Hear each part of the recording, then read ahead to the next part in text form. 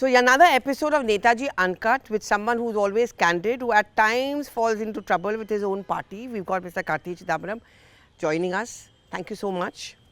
My pleasure. The one question that everybody wants to understand is that how can you go on and defend what the Youth Congress workers have done?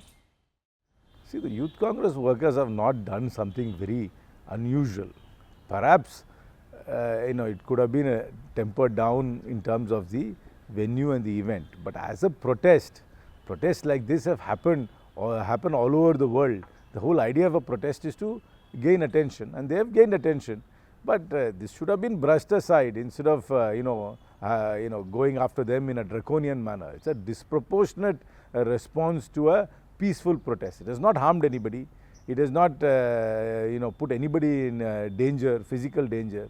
It was a protest, yes, dramatic perhaps, attention grabbing, yes, but it should have been just let it go. But it could have been tempered, but this is not something unusual. People always protest in big stages to get attention, and that's what has happened. No, but tempered, you mean the venue could have been chosen differently? Because see, the attention you wanted, your party wanted on what you call the mistakes or fallacies of the AI summit, that has been completely overlooked. You've diverted that attention.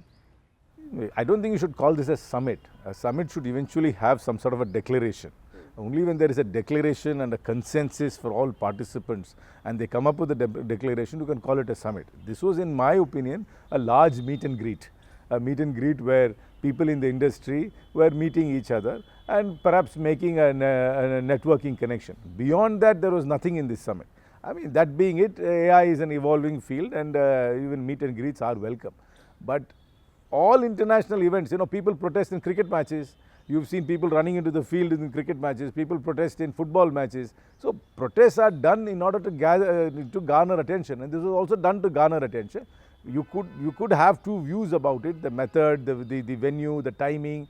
You could have views about it. People will have views about it, but the response has been disproportionate. No, but do you think the venue was wrongly chosen by the Youth Congress? I'm not saying it was wrongly chosen. As I said, it could have been tempered. You think calling them anti-national a bit too much? Of course.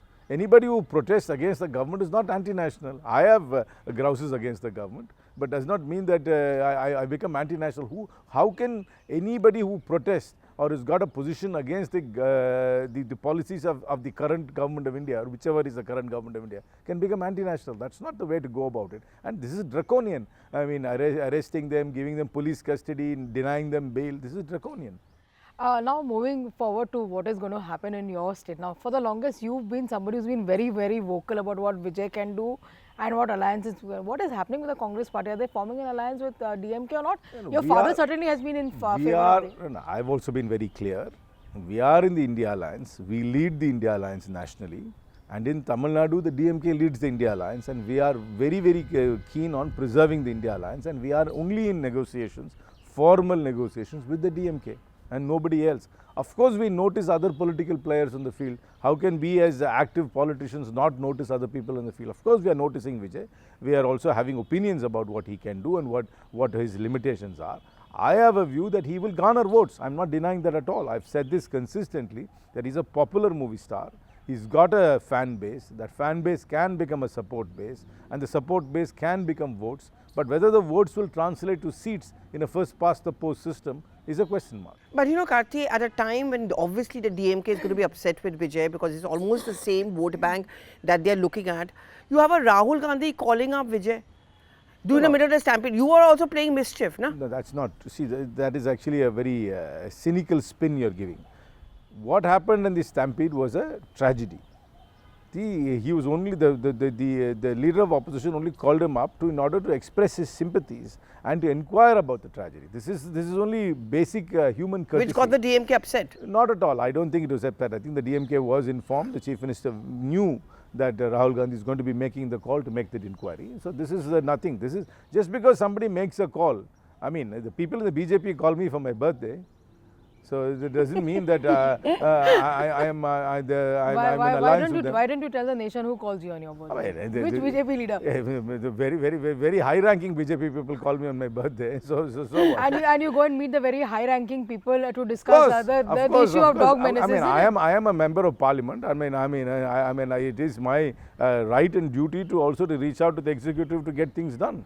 You know, Karti, did you get a flack from your party, or were you asked questions when you went and met the Prime Minister to discuss the serious issue of dog menace? Not at all, not at all. Nobody has ever asked me about it. The only thing somebody asked me was from a colleague wanted the petition I had given because he also faces a similar problem in his state and he wanted to replicate my petition. Absolutely, you got to understand the dynamics of the Congress party. The Congress party is an open liberal political party. It does not stifle voices. Just because people have an opinion, just because people reach out to others, we are not stifled. No, they don't stifle, but they sideline. No. They did it with Tharoor, they did it with you for a bit. How am I sidelined? I'm a two-time MP. They're giving me I've contested 3 times on the Congress ticket. How am I sidelined? I'm not sidelined. I'm given opportunity to speak in Parliament ever so often. I speak much more than many of my colleagues. So, I mean, that's an erroneous assessment. I mean, did you have a discussion with the Prime Minister more than just the dog menace? Come on, you had of a 45 course we have minutes. to talk about other things. What did you talk about? Tell us. I mean, when 2 people meet, you will talk about it. I mean, I am a politician. He's been a very senior politician. We talk politics. Did you talk about the state of the Congress party with him? We talked about a lot of things. I mean, as 2 thinking politicians, we talked about a lot of things. We talked about many things, and that's a private conversation. You know, Karti, I'm just quickly going to go back to this Tamil Nadu thing because there is again a divide within the Congress party. There are some who are now openly talking about we want to be a part of the government if the DMK Congress forms a government. Where do you stand on that? Because DMK will say, like, look at your report card, why should you give, so you agree? We've not been in government since 1967. So naturally expectations are high for many people in the party and many people in the party will have diverse opinions. But I believe there is a certain sequence one must follow in order to get to where we want to get. I think the first step is to firm up the alliance, which is firm, have negotiations and agree on number of seats we are going to contest. We still haven't agreed on that. And then identify the seats we are going to contest, put up credible candidates in all these seats, run a robust campaign, face the elections and let the results come and see, let's see how the cards are stacked at that time, because this is a very premature conversation in my opinion to be talking about that before finishing this sequence of events. But then, you know, members from your party have been speaking about the DMK, they've been speaking about, you know, what they've not been able to do, blah, blah, blah, saying that, you know, don't worry, we can always, you know, form up an alliance with somebody else otherwise, you know, a certain member from your party, from your state. Of course, people in our party will do loud thinking, will be assessing what's happening on the ground, will be taking positions on what they see. That's natural and normal. But eventually, what is the party deciding? The party is deciding to firm up the India alliance and to have negotiations with the DMK, which we are having and it has commenced. And we'll hopefully that will fructify into something which is mutually acceptable to everybody. But in the middle of this, Vijay's father comes out and he says he needs to forge an alliance with the Congress party. Many people have opinions about many things. But we also have opinions about many things, but then we eventually take a calculated decision, and the calculated decision is to strengthen the India alliance and to preserve the India alliance. The BJP is considered to be a party of the North Indians, right? I mean, they are going big and hammering big as far as Tamil Nadu is concerned. They're not doing anything hammering big. I don't know where you get that impression. What are they doing in Tamil Nadu? Where is the big hammering they're doing in Tamil Nadu? Strategic alliances. No, they have had an alliance with the ADMK before. They're having, then they broke up for the last assembly election. They've gotten back together. They fought the elections in 2019 together in an alliance, and they lost. They didn't win a single seat. And now they've come back, they broke up in 21 and they've come back in 24. So the BJP is not doing anything different or dramatic in Tamil Nadu.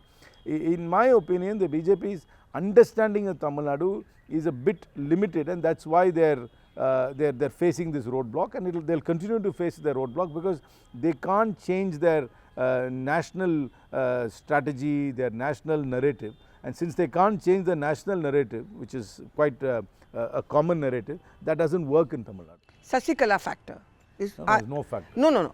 Congress open to an idea, you never know, a postpone. No, nothing at all. Sasikala is not a factor at all. I mean, who says she's a factor? She won't win. She won't be able to even put up candidates. Neither will she be able to get deposits anywhere. She's not a factor at all. I mean, I think it's only media which seems to be giving her attention. She's not a political factor by any stretch of imagination in Tamil Nadu.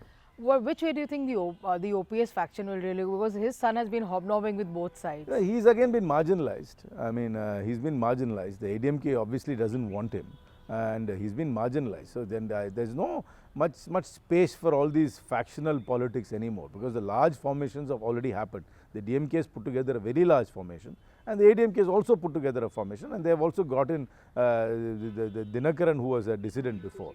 But as far as OPS is concerned or Sasikala is concerned, they don't politically matter But much will they anymore. cut the votes? Because that could hurt the DMK Congress. No, who will cut the votes? Sasikala. No, they are not taking away DMK votes. If they ever take away any votes, they will take away ADMK votes, which I also think they won't be able to take away. They will not take away DMK votes. They are all erstwhile ADMK members.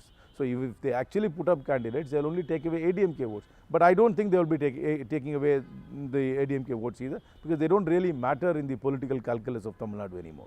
What do people of Tamil Nadu really think? I mean, we are talking about DMK having multiple terms, anti-incumbency. Do you think for people it doesn't matter as long as... They're not at multiple terms. They just had one term. They're only coming back for re-election.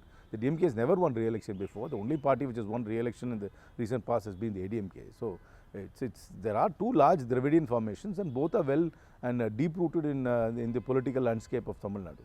Why does Tamil Nadu still think that BJP is not cut out for them? BJP says that they're doing everything that they can to promote Tamil Nadu's culture, to promote Tamil Nadu. These are all very seasonal token activities. See, the BJP's thrust is of a very unified the view of the religion, then one language. So that they are not able to overcome that image they have. They have an image of an Hindustan political party. No, but they also have their argument saying that you cannot be an anti-Sanatan, The Sanatan itself is an erroneous understanding. See, in our popular parlance, we don't use that word to denote the practice of our faith. We don't use that word at all. It's not a Tamil word. In Tamil, Sanadanam, when we use it in popular parlance, in conversation or on stage, it means caste hierarchy. When the practice of the faith, there is no fetter to anybody to practice the faith. Anybody can go to any temple, practice whatever they want, be it Hindu, Muslim, Christian, Jain. There is no fetters. I keep repeating this again and again, we are the most Hindu of all states in India.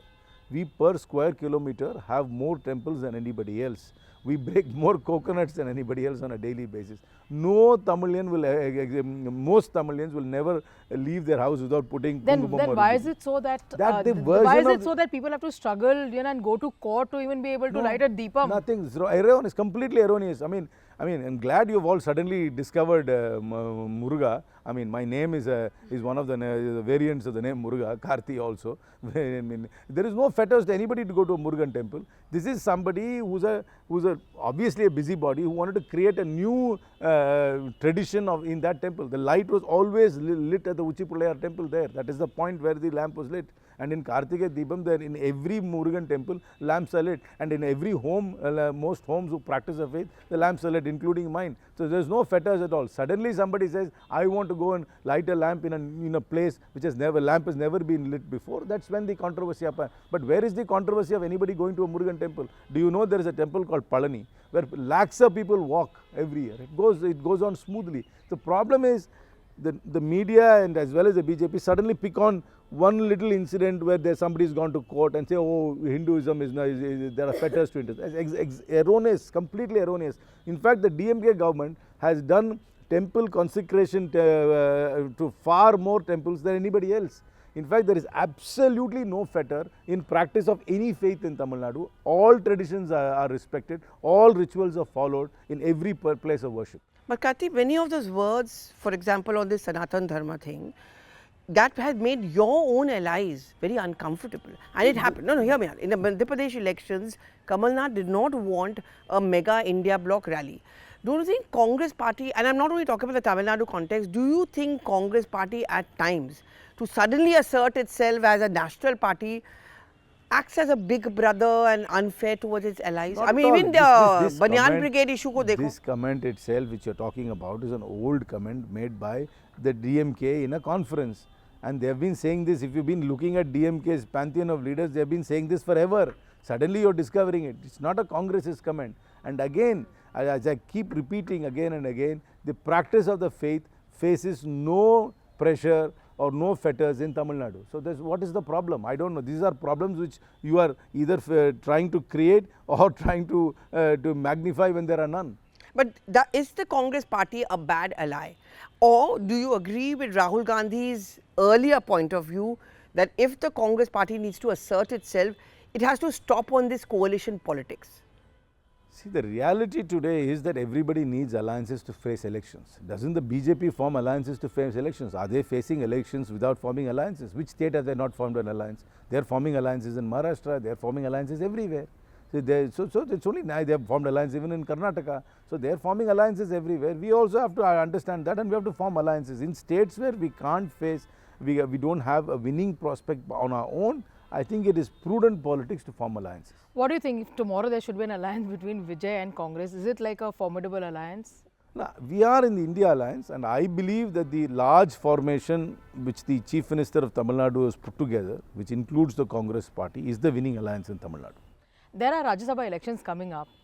Any guesses? I have no idea. I am not part of the Because your party leadership has reached out I am not part of the leadership mix to decide. Your party all this. leadership has reached out to MK Stalin to in fact ask for a Rajya Sabha seat for I am somebody. not aware of it, and in Tamil Nadu, no Congress seat is coming up for re-election, so I am really not aware of it. Let's talk about the state of the Congress party, and we would request you to be very candid about it. It's not a very happy state.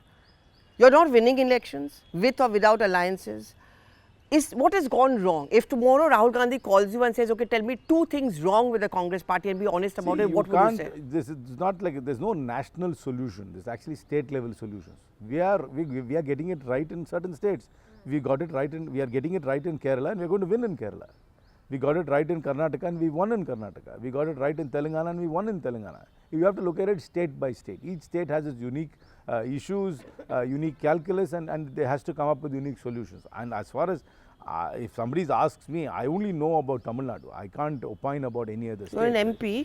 I mean, I might have views about other states, but So I don't tell us have, your views. I What have do you think Congress is I have getting no wrong? in-depth knowledge of the organizational structure in other states. But in Tamil Nadu, a lot can be done, and a lot should be done. But I think we are being very passive in Tamil Nadu in terms of organizational matters. But that's not a conversation anybody's had with me.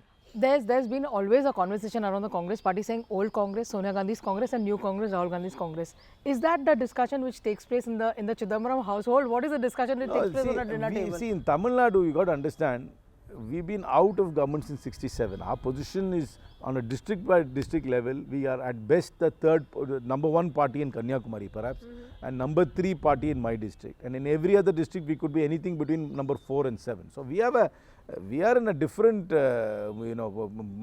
problem boat in Tamil Nadu. So, and we need to do a lot more things in Tamil Nadu. And election is one part.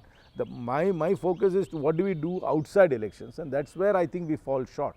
And it's nothing to do with Rahul Gandhi Congress or Sonia Gandhi Congress. This is a problem which even predates all of them. It goes back to Kamaraj Congress, where the problems at the end of his era, when the problems started. But during a dinner conversation, do KC and PC, do they agree to disagree on multiple we issues? talk Or politics. just Of like course we talk politics. Even this morning I spoke, I mean, I had or breakfast. Is he the one who has the last word? No, we have different perspectives, and now elections are coming up, so our entire focus is on the elections and making sure that we put together, we are part of this formidable alliance, and we get reasonable seats, and we put good candidates. That's really the focus. Does your father feel out of place in the present setup or style of the Congress party? Because the present Congress is brash, it's reckless, it often doesn't think its strategy through. Whereas the earlier Congress was more discussing, Sonia Gandhi would listen and then conclusions would come to. Do you see this difference between the father's style, and does your father feel uncomfortable? The change is normal and natural. My father is 80. He joined the Congress in 1968, I think. So he's been there for well over close to 60 years now. So obviously there will be a generational change, there will be a style difference, and also the dynamics of politics have changed, communications have changed, there is so much social media now, it's changing, so that's only natural. So I mean that generational change, style change is natural. So he's had a very good run, he's in his 9th term in parliament. I mean the Congress party has been very good to him, and I mean he's given him very high positions. So I mean he should, in fact he owes the Congress party everything to what he is today. You think too much of being liberal really sometimes hurt? Look at Manishankar Ayyar. He goes and speaks about Kerala in a certain manner, then goes and said that if anybody can read the India and he's targeting Rahul Gandhi. It has to be Mamata Banerjee. Then he has a war of words with Pawan Kheda. What is really going on? But the party has clarified that he's not a active member of the party. I mean, he's a senior man and he's a well-read man, and so he has opinions and he's always been outspoken. But these are the people who provoke discussion and thought. So we must encourage people like this, and he's free to say what he wants to say. And his thought about the coalition leading. You see, I mean, I have a view about that. It's not about leading the coalition, it's about being the convener of the coalition. In India, successful coalitions have been led, the convener of successful coalitions have always been people from smaller parties. Forget this government, because the government has got an overwhelming majority. Be it the UF government or the Vajpayee coalition, both were led by not led, they were convened. The convener was Harkisan Singh Surjit, and in Vajpayee's case it was George Fernandez. So it is not a bad idea for somebody who is not from the largest political party to be the convener. So you agree? So I mean, it's two differences. To lead the government, obviously the largest party has to lead the government. To be the convener of the bloc, it's not a bad idea to have a rotational convener. And I would say that if you had a rotational basis of, say, Mamata Banerjee, chief ministers, Uddhav Thackeray and Stalin, it's not a bad idea. Congress should not insist on being the convener of India bloc. Convener is different from being the leader when we form government. So there are two different things. That comes later. Let's not spin this to say that leader. The convener is what I'm saying, and in the convener, in my opinion, the successful conveners have come from smaller parties, and I'm giving you two examples of George Fernandez and Surjit. Right, we just have like a couple of questions because our camera person has signaling to us that you have to go for your meeting. Hindi a bad thing? Have you learned Hindi when you? It's not a bad thing, I mean, Do you speak Hindi? Do you speak Hindi? I can understand a smattering of words, but I mean, it's only, see, every language you learn out of necessity, and that's how it should be. If it's necessary for me to communicate and to function in whatever I'm doing, I will learn a language. There's no reason to make it compulsory. I have no problems with Hindi. What we have a problem is making it compulsory in Tamil Nadu when there is no need to make it compulsory. Do you think the party has been unfair to Shashi Tharoor? Because I really want to ask you this question, because I know I keep on comparing you, because both of you have always struck me as you don't always toe the conventional line of the Congress. Where have I not toed the party line? Which is not a bad thing. Which is not actually a bad thing. I really want to clarify this. Sometimes you take an opinion which is little different. Where have I not toed the party line? In what issue have I differed from the party's official position on anything? I have not differed on anything. I have my view, the party is, and I articulate my view, but never have I had and not toward the party line on any issue. And do you think the Congress should have used Shashi Tharoor more? Absolutely, especially after the election where he got considerable number of votes, where Mr. Karge won overwhelmingly, but Shashi Tharoor got significant number of votes in that election. I think the party should have used him more effectively and not let that drift happen. But the drift has been bridged now, and everything is okay, and he is now fully on board to our campaign in Kerala. But yes, they could have used him more, because Shashi brings in a certain significant value to the party. There are middle class, aspirational, urban India looks up to him, and he could have been an effective face for the party to reach out to that section of people, and I think we missed that out. We should have used him more effectively, we should have co-opted him more, and not the drift happen, but now things have been bridged over. Do you think you should have been used more? Or you paid the price of being a father's son? My view is that I can be far more effective in Tamil Nadu, in the organization in Tamil Nadu, but that opportunity has not been given. But I am consistently been asking the powers that be that I be given responsibility of the organization in Tamil Nadu. That is what I want. I mean, I won't be effective outside Tamil Nadu because I don't speak anything other than Tamil and English, and I think it's essential to speak a language to be effective in an area, and the area where I will be most effective will be Tamil Nadu, and I am still wanting a significant role in the party affairs in Tamil Nadu. Right. Since you're always ahead of your times and always speak about, things that matter to the Generation B, and you're also a father, a lot of conversation on whether internet should be banned and, social media should be banned for kids under 16. I What's think your the opinion? Australian model is something which we must seriously study. Under 16, I think there could be restrictions or some sort of. I think the Australian model is something which I've read about it. I think it's something which I prescribe to. My daughter is not 16. She's she's an adult by her. She's now 25. So she doesn't fall in that category. I think digital interference is too much in growing up. It affects behavior, it affects attention, it's interfering in physical activity, it's also diminishing reading habits. So I think yes, and it's also connecting them to the dark web in a much more significant manner. And I think restrictions up to the age of 16 is something which we should seriously consider, and the Australian model is something which we should study and perhaps implement in them. I'm going to ask him one more question, Pallavi, before you get to ask the last question. Every time that I call up Karti Chidambaram, he's watching some sport or the other. You think cricket, soccer or tennis, what do you think is the best? I don't watch cricket anymore. In fact, I've zoned out of cricket at the advent of IPL. I used to play a lot of cricket myself. I'm quite keen on cricket as well. But I've lost a little bit of interest post IPL because I think it's a circus cricket, and this 2020 doesn't really appeal to me. I do follow a little bit of test cricket, but my number one sport is tennis.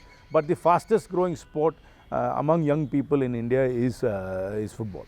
And I think it's growing very fast, and there will be a time where I think it might not be on par with cricket, but it will catch up. I think it's caught the fancy of young people. Young people are following teams all over the world, and there is also a lot more football activity, especially the 5-a-side and 7-a-side, and it's growing very fast. But my number one sport and my first love is always tennis.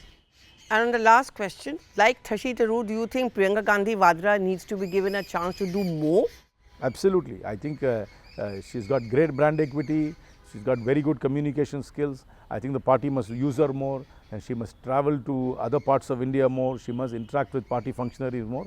I definitely advocate a far more active and proactive role for Priyanka. Oh, well, it's always a pleasure to talk to Mr. Chidambaram, the junior Chidambaram. And I know you're trying to be careful, but still you were candid. So. There's going to be more for him, but the best conversations with Karti are always off the record. So we'll tell our viewers in one of these podcasts maybe. Of course, always. A great pleasure talking to you. Thank you so much. Right.